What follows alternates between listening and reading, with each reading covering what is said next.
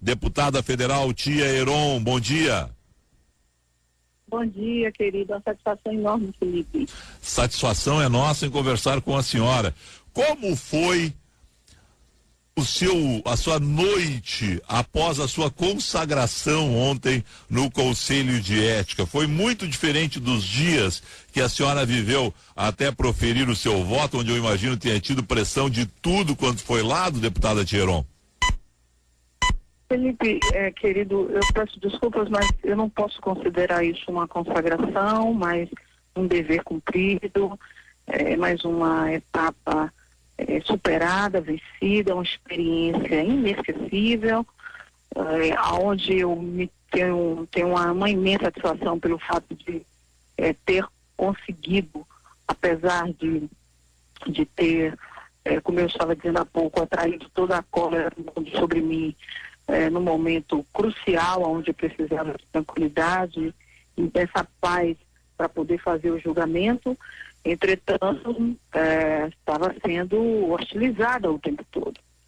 Então, não é um momento de consagração, mas é de dever cumprido, de saber que fiz bem o meu papel, independente das críticas, independente das cobranças, independente dos pré-julgamentos, dos estigmas que me fizeram, das maldades, das quais eu passei. Deputada, eu digo consagração porque se fosse o contrário, se a senhora tivesse definido o seu voto a favor de Eduardo Cunha, todas essas adjetivações que a senhora usou por último é que seriam utilizadas, né?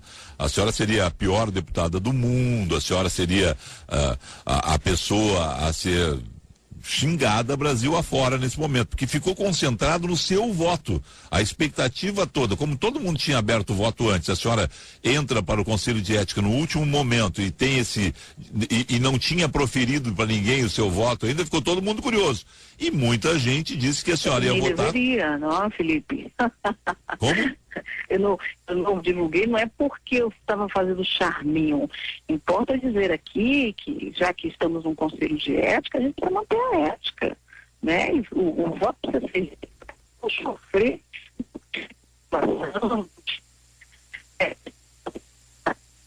Deputada, eu vou pedir Deputada, eu só vou pedir que a senhora volte para onde a senhora estava naquele momento anterior, que estava super boa a ligação, e agora a gente começou a ter alguns picotes aí. Alô? Pronto, será que melhorou agora? Melhorou, aí perfeito.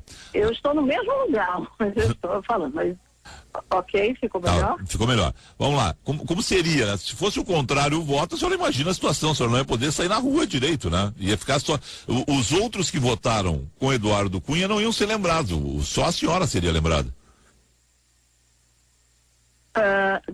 Provavelmente, mas observe uma coisa, se não houvessem as provas, todas entabuladas no relatório do deputado Marcos Rogério, seguramente que eu iria votar pela absolução. Eu não iria votar pela cassação, se não houvessem as provas. Uhum. Porque quem acusa, cabe o ônus da prova. Não tem prova, por que eu vou condenar? Se fosse você o representado ou réu, se eu fosse a juíza te julgando, você gostaria que eu fizesse justiça. Então essa coisa de sair na rua e ter medo da população, da retaliação, do revanchismo, quer saber? Eu preciso ter tranquilidade com a minha cabeça, com a minha consciência. Poder olhar nos seus olhos e dizer o que eu posso dizer, como eu disse ontem, eu vou dizer o tempo todo. O que eu não posso é ser limitada, é ser silenciada em função, qualquer que seja ela, ou até escusa, por não ter feito um justo juízo. Isso sim me impede de sair na rua, de olhar as pessoas nos olhos, de peitar no enfrentamento. Isso sim é parar de levantar a cabeça. Não está errado não, Felipe. Uhum. Não tem não. Não se consegue não. Se eu estivesse certa, eu faria. Enfrentaria o diabo, mas estaria em paz com a minha própria consciência. Diante das provas, ali todas elencadas, e que nós tivemos o cuidado de destrinchar, de olhar, e sobretudo de preservar esse voto, para, como ele disse, não sofrer nenhum tipo de indução, nenhum tipo de sugestão, porque era um momento extremamente sugestivo, né? Todo mundo chegava para dar sua sugestão, por isso que eu citei tanto Humberto Eco ali, né? Onde ele dizia que qualquer um agora pode dar opinião. A opinião baseada em quê? Em impressões? Uhum. Porque várias pessoas, poucas pessoas, tiveram acesso ao relatório. E eu nem sei quantos colegas ali leram de fato aquele negócio. A senhora leu o relatório completo? Quantos? A senhora leu o relatório completo? Tem que ler. Tem que ler. É uma obrigação ler. Certo. Quando é que ficou definido? Depois, quando, da semana passada, que foi feito o voto em separado, né, pelo deputado João da Bacelar, inclusive do nosso estado, da Bahia, é um deputado que eu respeito muito, tive o cuidado também de ler e depois pedi um resumo, não conformada, ainda pedi um resumo da minha assessoria, não conformada, pedi que minha assessoria ainda ficasse falando comigo. Vá, fale aí, vamos lá, fale sobre esse relatório aí. Era assim, para não errar. Porque um julgamento como esse, Felipe, você não faz brincando, você não faz com irresponsabilidade, você não faz trotando, você tem que fazer com seriedade, é algo com muito pesar que você faz, porque você está dando destino, vida pública. Quando a senhora definiu o seu voto? Você está dando um destino a uma vida. Quando a senhora definiu... Você precisa fazer, pô. Quando a senhora definiu o seu voto, deputada? Quando eu defini meu voto, foi quando eu fiz o último momento, que foi, na verdade, a semana passada. A semana passada eu já estava pronta para votar. Uhum. Semana passada. Na terça-feira passada, tiveram sua abduzida, tiveram na lista dos procurados, alguém viu, tiveram aqueles grafejos. Tão desagradáveis. Estavam lá na casa. Deputada. Estavam lá na casa. E ontem, quando eu passei a limpo, ninguém pôde retrucar. Ninguém pôde dizer nada. Porque a pessoa talvez ela vai ficar caladinha, ela é muito contida, ela é muito comedida, ela vai ficar quietinha, não. Não. É tudo na hora certa, no seu tempo certo. É bom, não vai ter votação, não? Eu vou votar. Vocês querem discutir ainda, pô? Um negócio que vai nascer um filho? Sim. Por isso que eu disse, vocês não entendem o que é isso. Ok. Tá bom, é a mulher que vai resolver. Tá bom, ainda diz que o baiano é preguiçoso. Pelo amor de Deus. Deputada, com quantas pessoas a senhora dividiu o seu voto? Com quem a senhora conversou? Quem sabia do seu voto? Porque o segredo foi mantido até a última hora. Existia, inclusive, com a senhora ali presente, né, todo mundo dizendo, olha, é 11-9, né, não tem volta, ela está quieta, ela está calada, ela está ali na dela, mas ela vai votar com o Eduardo Cunha. Quem sabia do seu voto? Quem conseguiu manter o segredo com a senhora? Porque, afinal de contas, houve uma surpresa. Só a minha consciência, viu, Felipe? Nessa hora, seu ninguém. Eu vou te confessar uma coisa aqui que eu não falei. Eu já dei diversas entrevistas, mas eu não disse a ninguém. Por que eu não falei? Medo. Medo de alguém chegar e tentar me dissuadir. Isso é perigoso. Isso era meu medo. Alguém chegar e tentar me dissuadir. Porque a partir do momento que eu revelo, esse era o grande perigo. E esse era o mecanismo de pressão. Fala, diga. Ela está fazendo charme, ela está fazendo... Se eu falo, ali eu estava abrindo um flanco perigosíssimo. É o momento que você não confia em ninguém. Sim. É uma hora que você não confia em ninguém. Na segunda-feira... Isso é uma decisão que você faz com a sua consciência, porque lá é que reside os valores e a verdade. Que te conduz à verdade. Eu não podia pedir com ninguém, não, meu irmão. Você tá de brincadeira me fazer uma pergunta dessa. Mas vamos lá. Você não me conhece, viu, Felipe? Não. Estamos tentando lhe conhecer um pouco mais. Me diga o seguinte, deputada. Houve um encontro dos ministros Eliseu Padilha e Marcos Pereira, né? E nesse encontro... Não, e nesse encontro saiu aquele noticiário assim, olha, houve uma pressão do governo sobre o ministro Marco Pereira para que ele vá pressionar a deputada Tia Heron e a partir disso ela encaminhe um voto pró-Eduardo Cunha. Não houve isso? Como é? Não teve pressão assim? Ninguém teve coragem de lhe peitar, de chegar na senhora e dizer tem que votar dessa forma ou tem que votar da outra forma? Olha, de PP, mas você está se referindo ao ministro especificamente, ok? Sim. E ao momento em que ele se encontra com o governo. Isso é importantíssimo para mim. Perfeito. Pelo seguinte, disseram mais. Disseram que o PT renunciou o cargo dele para ser conduzido a ministro, foi negociado do cargo. Quem olha a bancada do Partido Republicano Brasileiro, e aí vocês têm um deputado, Carlos Gomes, que é um deputado de escola aí do estado, vocês que honram esse estado, que estava comigo do meu lado, ontem eu estava cheio de lepra. Carlos Gomes não sabia do meu voto. É meu amigo, meu irmão, meu conterrâneo, homem sério, respeitoso.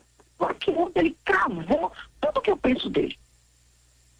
Chegou, segurou na minha mão. Eu fico muito tocada com isso.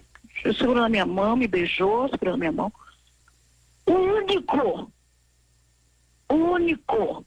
do meu partido. O único do meu partido. Foi no Conselho de Ética, meteu a cara. Chegou de junto com a leprosa, que era eu, me beijou, segurando. Olha, eu não sei o que você quer fazer, mas eu estou com você. Estou com você. A leitura que ele tinha feito para ela, ela não luta. Eu conheço a essência dela. Ela não vai fazer nada que vai trazer vergonha. Então, vou dar meu apoio moral. Ficou comigo ali, do meu lado. Deputado Carlos Gomes. Mas nem ele sabia. Em relação ao ministro... Mas ele ficou do seu lado, mas nem ele sabia. Ele foi lá... Não. Eu tô dizendo a você, se eu abrisse meu coração ali, eu corria o risco de ter alguém para me dissuadir. Claro. Não, perfeito. Deputada, deixa eu só colocar uma frase... Eu abri, olha bem, eu sem falar nada, eu já tinha votado, eu já estava condenada, eu já estava sendo trucidada. Imagine se eu abro. Você tem ideia do que teria acontecido? Deputada, deixa eu só colocar aqui uma frase que muita gente quer saber a interpretação correta dela, e tem gente até fazendo umas interpretações aqui diferentes. Vamos lá. Entenderam que de fato não mandam nessa nega aqui. Nenhum dos senhores mandam. A questão é a seguinte, alguns dos nossos ouvintes estão perguntando, ao dizer a frase, essa nega aqui, a senhora é uma mulher negra, né, não estaria sendo preconceituosa a deputada Tia Heron, pois quase toda opinião ou piada nesse país é considerada preconceituosa. É o Paulo de Viamão, André, Ricardo, Gladys, olha, tem 5, 6 ouvintes, pode ter um pouco de diferença na pergunta, mas ela sempre encaminha para esse jeito. E a senhora é muito tranquila quando fala dessa forma. Por que utilizar a expressão? Porque a negra, historicamente, isso é uma dívida que o Brasil tem por ser o último país para abolir a escravatura, todos nós sabemos disso, e a negra sempre foi a cor do pecado, do desejo, e como eu estava falando na semana passada, os homens, todos eles vêm procurando, é como eu disse, eles deviam procurar suas senhoras, não a mim. Por que eles estavam me procurando? Não admito. Eles tinham que patrulhar as mulheres deles. E não teriam que estar patrulhando a mim, e muito menos o meu voto. Não admito. Por isso eu deixei claro que não era intervenção de quem quer que fosse. Essa frase, inclusive, tem uma dimensão maior. Quando eu digo ninguém manda nessa nega aqui, não vai de cunha à sociedade. E fique claro isso. Tá certo.